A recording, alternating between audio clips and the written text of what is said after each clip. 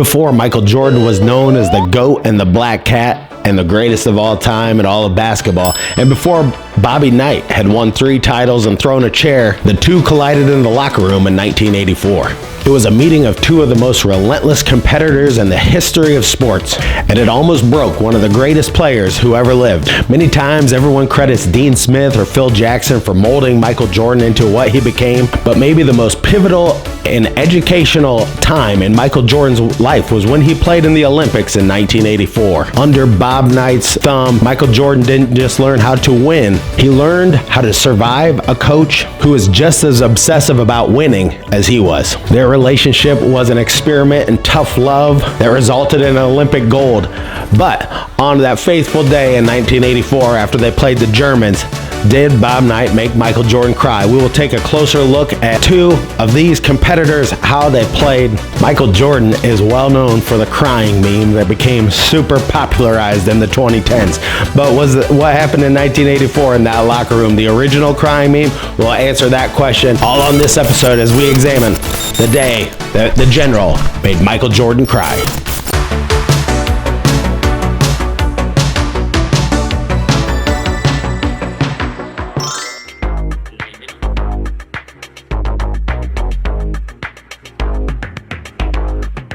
To err is human, but to fly is divine. This is who we would all come to know as His Airness, but in 1984, it was a very different time for Michael Jordan, and Neon Leg Warmers and the Ghostbusters were solving New York's housing crisis. And the GOAT debate was between Magic and Bird and Kareem. In 1984, Michael Jordan's GOAT status was in a very awkward adolescent phase, sort of like a kid who just learned a magic trick and is now convinced that he can overthrow the government. Calling MJ the greatest of all time in 1984 would have been like calling a puppy the greatest hunter in history because it successfully caught its own tail. But even then, the signs were so terrifyingly obvious that the rest of the NBA was already checking the locks on their doors. For Jordan, 1984 was the pivot point between being a college standout and becoming a global icon. It was a year of 3 major milestones: his final collegiate honors, an Olympic gold medal, and his historic entry into the NBA. In his final college season, he picked up the awards, winning sweeping honors, winning the Naismith and Wooden College Player of the Year awards. He averaged 19.6 points at the University of North Carolina, 5.3 rebounds, shooting a efficient 55% from the floor, and he decided to forego his senior season to enter the NBA draft, which was a few weeks before the 1984 Olympics. On June 19th, he was chosen 3rd overall by the Chicago Bulls, but it was anything less than an excitement by the Bulls management that they picked Michael Jordan, saying that they wished he was taller.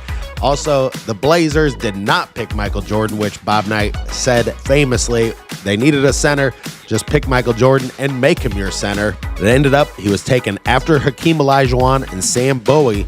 He would later, after the Olympics, sign his first deal with the Chicago Bulls, who were just a meddling franchise that nobody really believed in at all, including the owner believing in that he picked the greatest player of all time. He had his doubts. So Michael Jordan's status in 1984 was not what it is today. He still had to build that legacy, and he had to figure out who he was, and he would figure out a lot of that when he met Bob Knight before the 1984 Olympics, and he pushed him to his limits.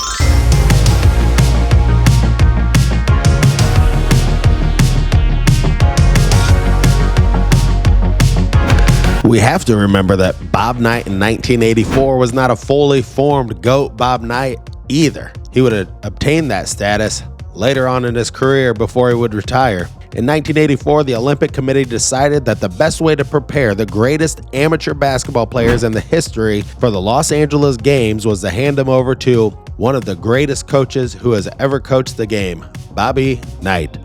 Coaching the 1984 U.S. Olympic team was Bob Knight's masterpiece, a chaotic, high-volume symphony of discipline that proved you can indeed win a gold medal through sheer power or the extreme motivating of your own players. But Bob Knight did not do this without controversy. He called 120 players to Assembly Hall during that summer to make the picks, cutting Charles Barkley, who was obviously the second best player at that tryout.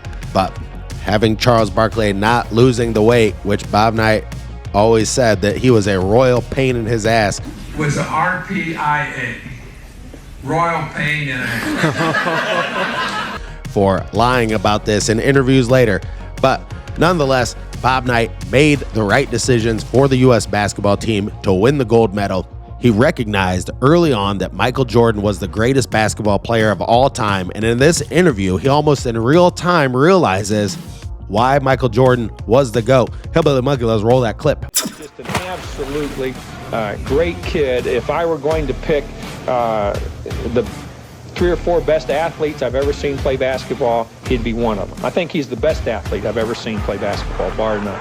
If I were going to pick people with the best ability I'd ever seen play the game, he'd be one of them.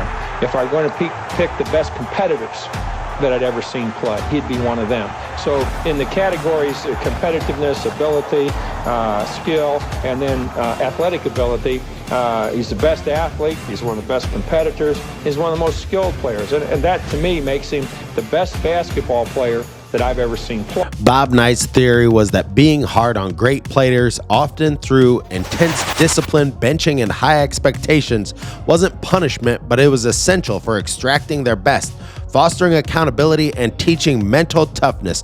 Believing great players needed even greater preparation to avoid mistakes and truly master the game. This was at this time more accepted than it is now, this coaching style, and Bob Knight did it to every single great player and extracted the best, whether it was Mike Woodson or Isaiah Thomas or Scott May or Michael Jordan. He never treated anybody differently. He always wanted your best, and the best players that he coached, he was the hardest on, and he got the best out of them, showing the rest of the team what they would have to do to live up to those standards. Always holding the best player accountable makes everybody else feel like they need to raise their level of play as well. It's psychological brilliance from Bob Knight. You're welcome. We'll get back to the General and MJ in just a minute. But if it's your first time at the channel, Indiana Sports Connection, thank you for being here. If you like this content, do me a favor. I would appreciate it if you hit the subscribe button, if you hit the thumbs up button, and tell me the video you want to see. And I also have a giveaway on the channel. You will win a shirt from Home Field Apparel. At 3,700 subscribers, I'll give that away, and at every 100 subscribers. So hit that subscribe button down below and leave your comments. Tell me what kind of a video you want to see exploring basketball stories like this one and taking a deeper dive. I want to hear from you out there. So thank you so much for watching, everybody. We'll get right back into the video because the next thing we're going to talk about, we've went through how Michael Jordan's personality was being formed in 1984 leading up to the draft and how this was a pivotal point for Michael Jordan. And we'll also have talked about how Bob Knight was not fully formed in all of his coaching styles. And we've also taken into context the year was 1984 and things were a lot more acceptable at that time. Coaching people in a hard way was acceptable. So leading up to this game that we're going to talk about next, when the United States played the Germans in the first half, this was a formidable bunch with Detlef Schrempf, Uwe Blab, who played for Bob Knight a few years earlier.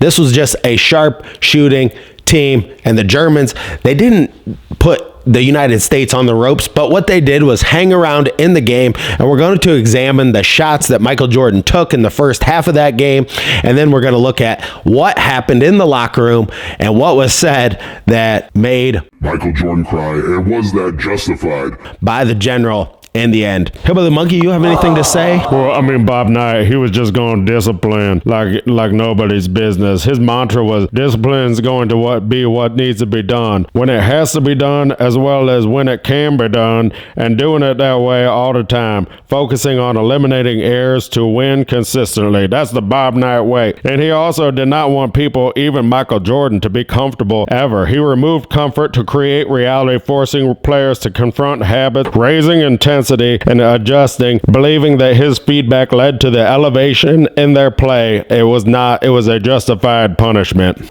Well said, my friend. Well, watch this old game. This was the last amateur team in 1984, the last amateur team for the United States that went up Against a bunch of professionals and beat them. From that point on, we would lose in 88, but then we would have the dream team in 92. So this 84 team, with what Bob Knight did with his team, it was magnificent. It wasn't just we've come accustomed to thinking that we're just going to win the gold medal every single year. That was not always the case. We had lost to the Russians before in basketball, so it was not just a foregone conclusion that the United States was going to win. But Hillbilly Monkey, let's roll the clip. Let's get into talking about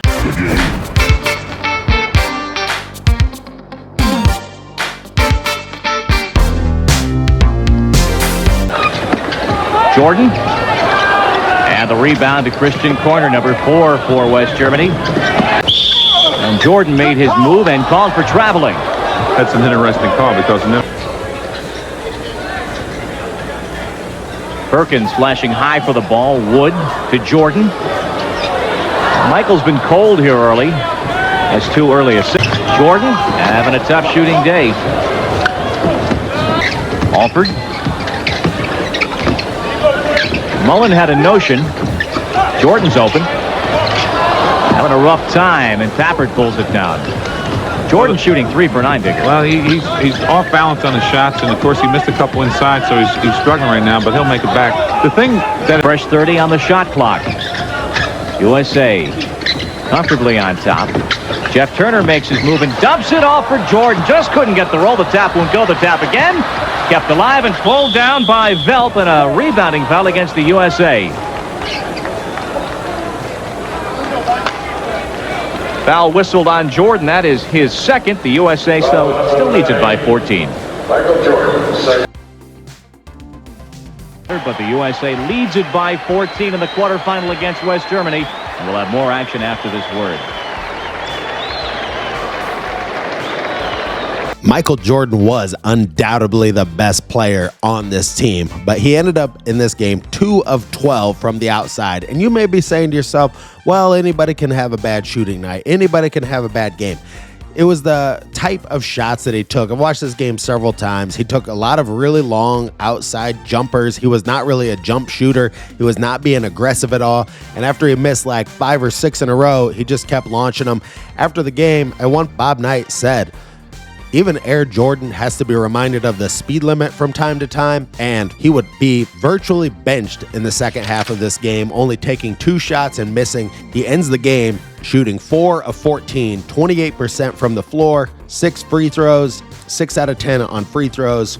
And if you're curious, Steve Alford was 7 for 12 in the game for you Hoosier fans out there. It was a dismal performance by Michael Jordan, and there are some conflicting reports on when he made Michael Jordan cry, at halftime or after the game. But then after the game, this is what transpired. All of this is according to Michael Jordan's book, The Life, by Roland Lazenby, and has also been confirmed by Sam Perkins, a teammate in North Carolina and who was there during the Olympics, and he confirmed the story on a podcast in 2016. Bob Knight walks into the locker room and yells, "You should be embarrassed by the way you played." He yelled at Jordan. He told Michael that's the worst he's ever played, Perkins said in the radio interview. And Kendrick Perkins said, Michael Jordan will definitely deny this. And then Bob Knight went on to say, "You need to apologize to all your teammates for playing so badly." There is also a conflicting report in the Jordan rules about Bob Knight and Michael Jordan's relationship that I vehemently disagree with, because it said in the Jordan rules that Michael Jordan said this, and I don't know what context this was taken out of, but it says, "I don't know if I would have done the 1984 Olympics had I known that how Bob Knight was going to be like." And that is according to Sam Smith in the Jordan rules. So after Bob Knight hurled a few of these insults towards Jordan, the tear ducts open up and the crying starts to happen. So yes, this is the original crying meme. And then according to Perkins, Leon Wood consoled Jordan after the game. Perkins also got it, because he also said following that he understood why Bob Knight was doing what he did after the game, that he wanted them to play better in the next game and did not care so much that they beat the Germans, because they did beat them in the game 78-67.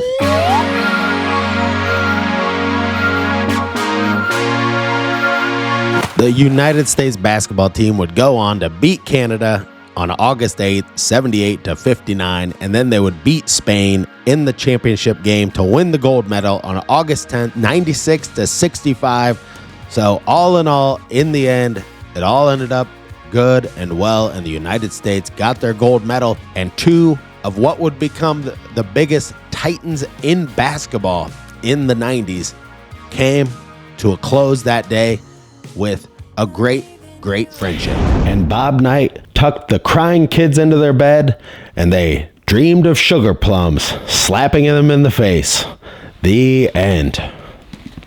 You know, I wanted to make this video because I started reading some things, and I read a lot of stuff about Bob Knight, and now that he's gone, I just want to set the record straight because there are many articles out there describing the relationship between Michael Jordan and Bob Knight, and taking the concept of what is said in that one clip and taking that to heart, that Michael Jordan did not like Bob Knight. That could be nothing but further from the truth, as seen in this clip right here, where Bob Knight was one of the only two people, him and Dean Smith, who were actually at these retirement gigs that they did, like after Michael Jordan retired the first time. I wanted to put this into context. Bob Knight and Michael Jordan ended up being like some of the best confidants of each other. Michael may very well not have been the greatest basketball player that ever played. He may be the best player that's ever played anything.